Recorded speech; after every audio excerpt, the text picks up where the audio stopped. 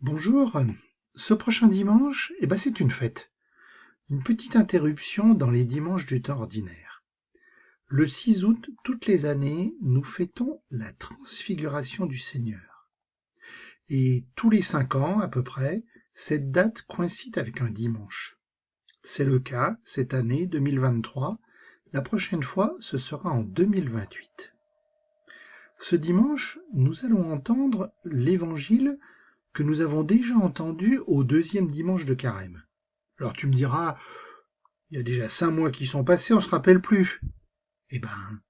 Écoute de nouveau. En ce temps-là, Jésus prit avec lui Pierre, Jacques et Jean, son frère, et il les emmena à l'écart sur une haute montagne. Il fut transfiguré devant eux. Son visage devint brillant comme le soleil, et ses vêtements blancs comme la lumière. Voici que leur apparurent Moïse et Élie, qui s'entretenaient avec lui. Pierre alors prit la parole et dit à Jésus, « Seigneur, il est bon que nous soyons ici. Si tu le veux, je vais dresser ici 3 tentes, une pour toi, une pour Moïse et une pour Élie. » Il parlait encore lorsqu'une nuée lumineuse les couvrit de son ombre, et voici que, de la nuée, une voix disait, « Celui-ci est mon fils bien-aimé, en qui je trouve ma joie. Écoutez-le. » Quand ils entendirent cela, les disciples tombèrent face contre terre et furent saisis d'une grande crainte. Jésus s'approcha, les toucha et leur dit, « Relevez-vous et soyez sans crainte. » Levant les yeux, ils ne virent plus personne, sinon lui, Jésus seul. En descendant de la montagne, Jésus leur donna cet ordre, « Ne parlez de cette vision à personne, avant que le Fils de l'homme soit ressuscité d'entre les morts. » Alors tu as bien entendu, cet épisode de la vie de Jésus n'a que 3 témoins, Pierre, Jacques et Jean. Ce sont en quelque sorte les témoins privilégiés. Ce sont toujours eux que Jésus appelle lors d'épisodes importants. Alors, c'est quoi cette histoire de transfiguration? Littéralement, le mot veut dire changement de visage. Cet épisode se passe en fait peu après l'annonce par Jésus de sa passion. Une annonce que les disciples n'ont pas bien compris. Pendant un moment, Jésus va changer d'aspect, de manière à révéler sa nature divine. Alors comme c'est difficile de dire avec des mots d'homme, on prend des images. Ce qui est le plus brillant, le soleil, ce qui est le plus blanc, la lumière. On pourrait dire en quelque sorte que Jésus devient plus blanc que blanc, un blanc que l'on ne connaît pas sur terre.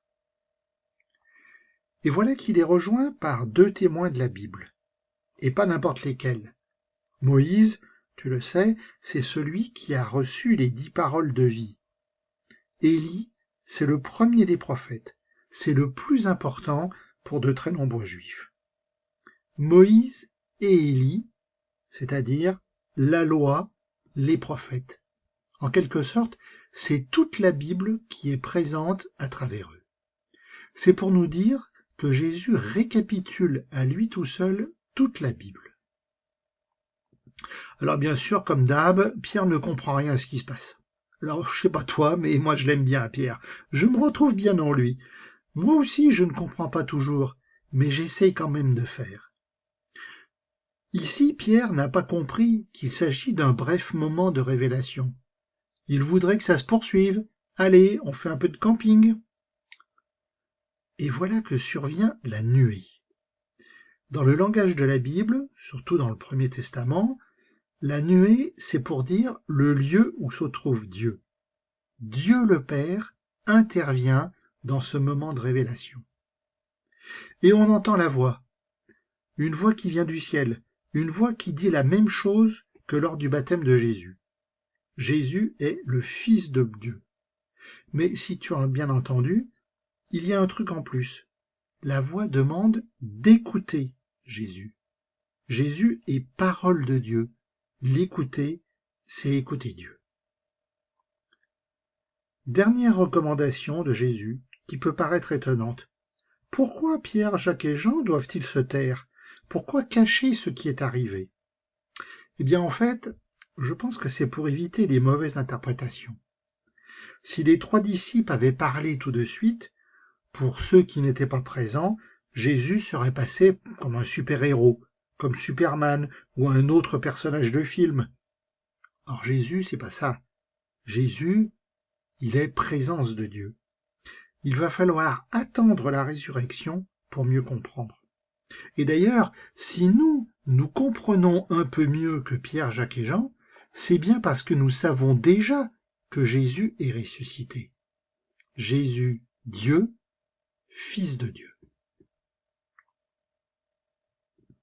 Mon Dieu, je crois, j'adore, j'espère et je vous aime. Je vous demande pardon pour ceux qui ne croient pas, qui n'adorent pas, qui n'espèrent pas et ne vous aiment pas. Amen.